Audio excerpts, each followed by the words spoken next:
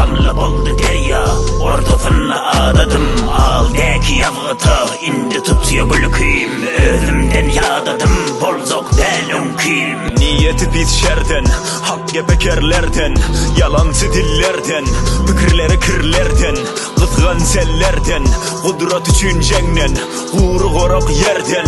Yadadım, uamdan, salaptan, yalandan, kasamdan, hile kakan kelek vuran celepten. Yadadım, aynadan hem taraktan, yırtıktan, yamaktan, boş yeplen samaktan.